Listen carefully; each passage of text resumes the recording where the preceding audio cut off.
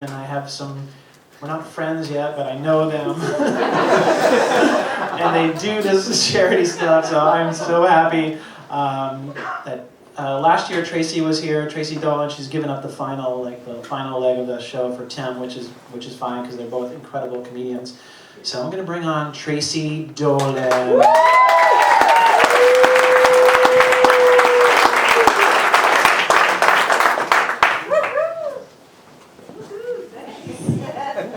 That was a great story, by the way. That was fantastic. I love it that the air band is pretending to play a song and that's what you're arguing about. That's wonderful. So I was actually traveling last month. I'm from Canada, and I went back home to British Columbia to celebrate my mother's 90th birthday party. Yeah. Nellie Dolan can't stop, won't stop. She's fantastic. I love my mom, and she thinks I am all right. A few years ago when I started stand-up, I called my mom to tell her that I was going to come to my first open mic. And she said, "Oh dear, you're so brave.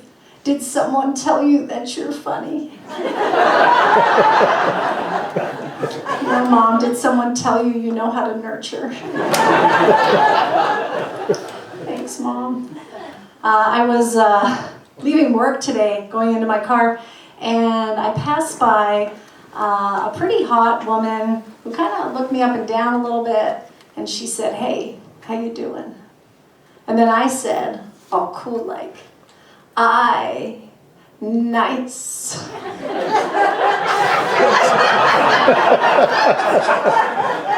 Because here's the thing, I'm not gay, but sometimes when a beautiful woman with full lips asks me how I'm doing, I forget verbs. And I don't mean to suggest that attractive people are regularly checking me out. That's actually something good-looking people of all genders have in common. They rarely check me out. So when it happens, it's really exceptional, and I remember. So there was this one other time this year, in the spring. I'm walking down Church Street in Burlington, and there was still snow on the ground. It was the end of winter, and I'm walking down the street, and this pretty handsome man kind of, looks me up and down, and I thought, whoa, it was so unusual. I assumed, he was not well. I chalked it up to an anomaly, and I just kept walking, But then within 5 minutes, another man who appeared to be neither homeless nor schizophrenic also checked me out, and I thought, oh my God, there's something going on today. So I looked down to see what I'm wearing. I have on a thick winter skirt. I have warm woolen tights in a fishnet design. I'm wearing tall black leather boots and kind of a puffy North Face jacket, kind of like an older outdoorsy prostitute.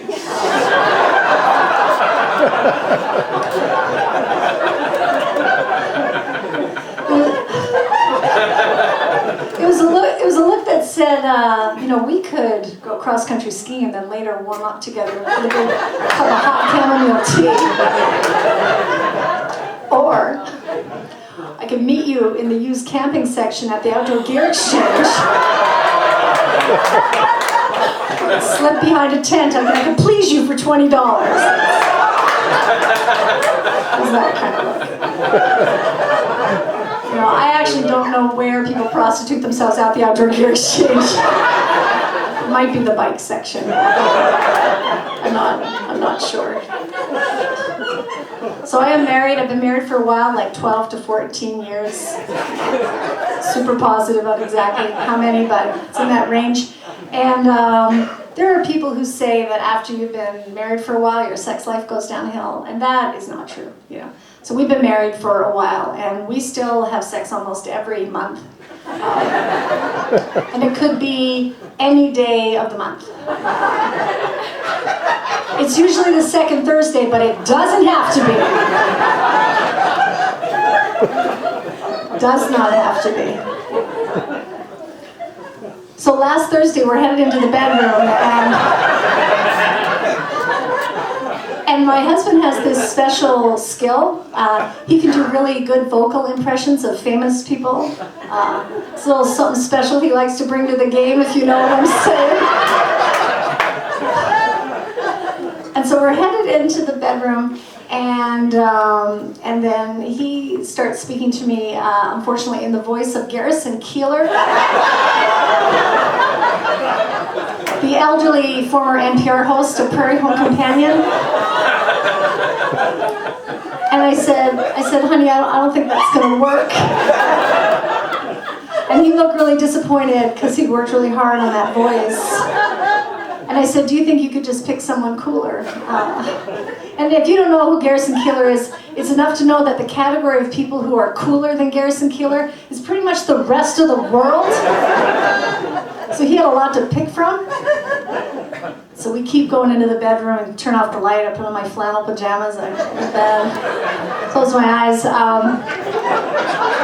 because that's how I like to get my freak on.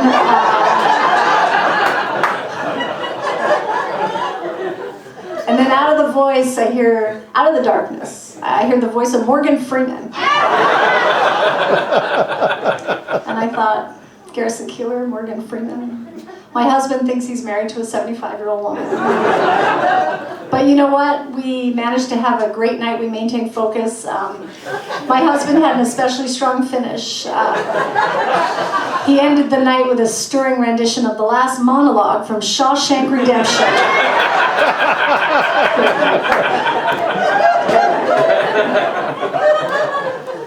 So we have a couple of kids. We have 2 kids.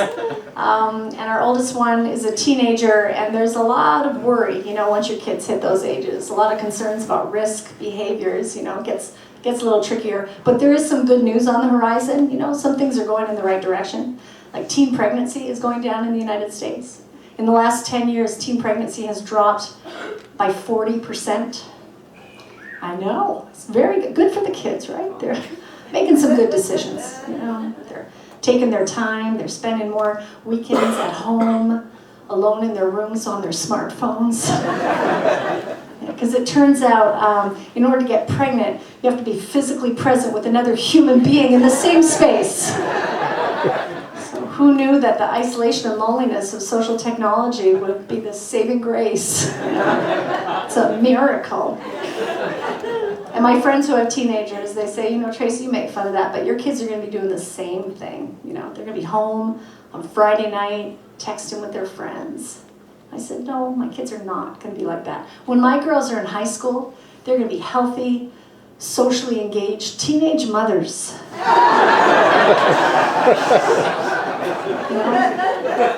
Well, your daughters are Snapchatting. My daughters will be breastfeeding. Who's making a difference now? I'm just kidding. My girls won't be breastfeeding. Bottle feeding was good enough for me. It'll be good enough for my grandkids. Good enough for my grandkids. So they both go to middle school now, and there's a pretty big event that happens in my community every year. I don't know if you've heard of it. You might have one in yours. It's called the Browns River Middle School Spring Show. What? No? You haven't heard of that show? Some of you might be thinking, what's so great about the middle school spring show, Tracy? I'll tell you. Nothing. Nothing. It is a solid 3 hours of underwhelming entertainment at best. And you can't blame the kids. They're like 12 years old, right? They're up there singing and dancing and acting. They are doing their best. It's just that their best is pretty shitty.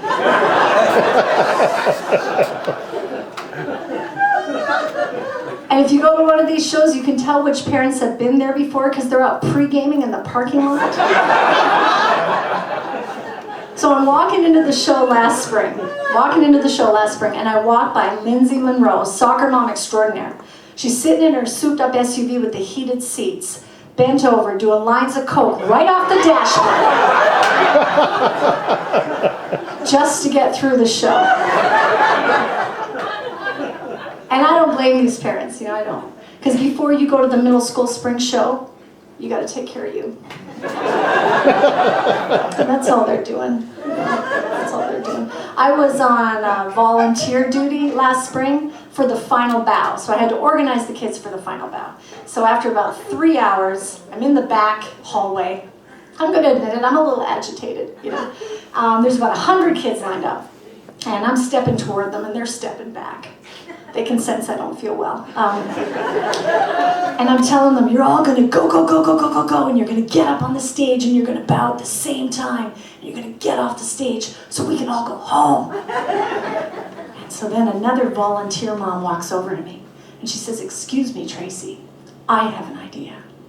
How about instead of all the kids going up and bowing at the same time, we send them up one at a time, so they can each feel special in their own applause.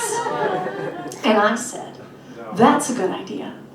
Here's another idea. You do that, I'll go to the ladies' room, cut myself, and then lie down in a pool of my own warm blood. And you can come and get me when it's finished. I'm a big hit with the other moms.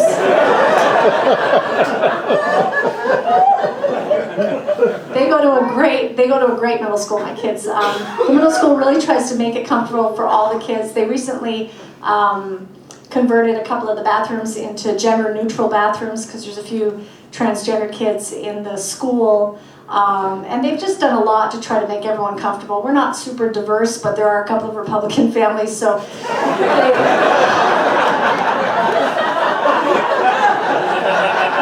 they're reaching out as best they can. And my youngest daughter, Sammy, her best friend is actually a transgender boy named Taylor who lives in our neighborhood.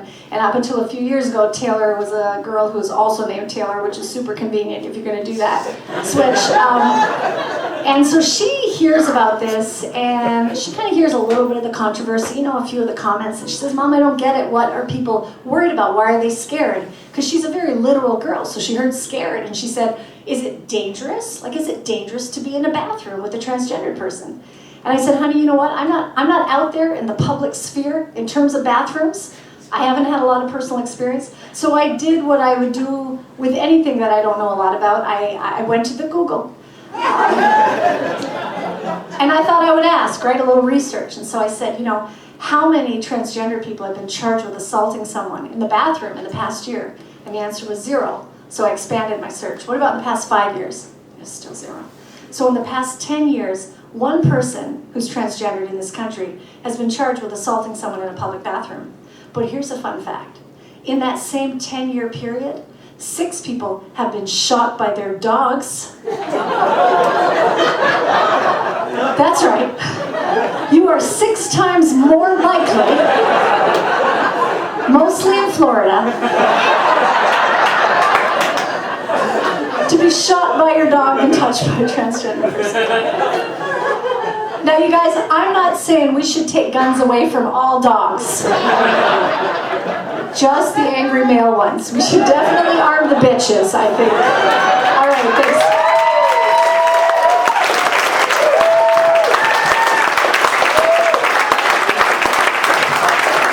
Come on, Tracy Dolan.